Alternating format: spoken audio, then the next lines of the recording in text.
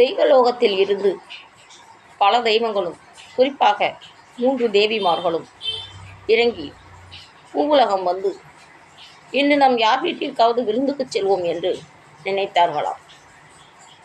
அப்படி பல தெருக்களை அவர் கடந்து வரும்பொழுது ஒரு வீடு மிகவும் மங்களகரமாக மஞ்சளிட்டு கோலமிடப்பட்டு குங்கும பொட்டு வைக்கப்பட்டு வீடுகள் தோறும் விளக்கறிந்து பளபளவாக ஒரு சினிமா ஸ்டார் வீடு போல மின்னியதாம்.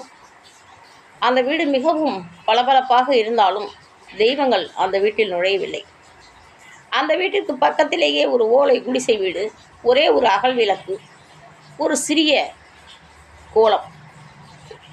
அந்த தாயின் முகத்தில், அந்த வீட்டு பெண்ணின் முகத்தில் ஒரு மங்களகரமான எண்ணம். அதைவிட அவளது மனதில் சிறந்த சிந்தனைகள் இருந்தனவாம்.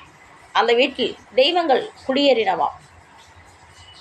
இதை அறிந்த பக்கத்து வீட்டுக்காரி, நான் இவ்வளவு விளக்குகளை ஏற்றி வைத்திருக்கின்றேன், எவ்வளவு தோரணங்களை செய்திருக்கிறேன், இவ்வளவு அலங்காரங்களை செய்து இவ்வளவு வீடுகளை சுத்தபத்தம் செய்திருக்கின்றேன், என் வீட்டிற்கு ஏன் வரவில்லை என்று தெய்வங்களிடம் சென்று கேட்டாளாம்.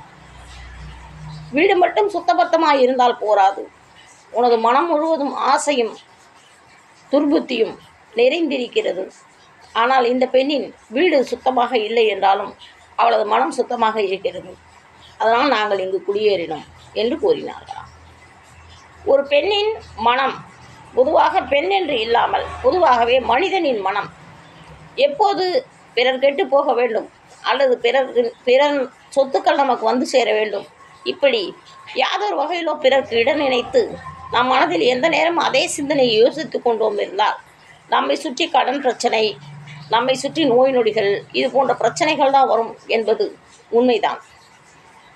தெய்வத்தை வணங்க வேண்டும் என்று நினைக்கும் பொழுது நமது மனதை சுத்தமாக வைத்து கொண்டோமானால் தெய்வம் கண்டிப்பாக நமக்கு ஆசீர்வாதத்தோடு அருளையும் வாரி கொடுக்கும் என்பதில் சிறிதளவும் ஐயவில்லை. தெய்வத்தை தூய சிந்தனையோடு வணங்குங்கள், பலன் பெறுங்கள்.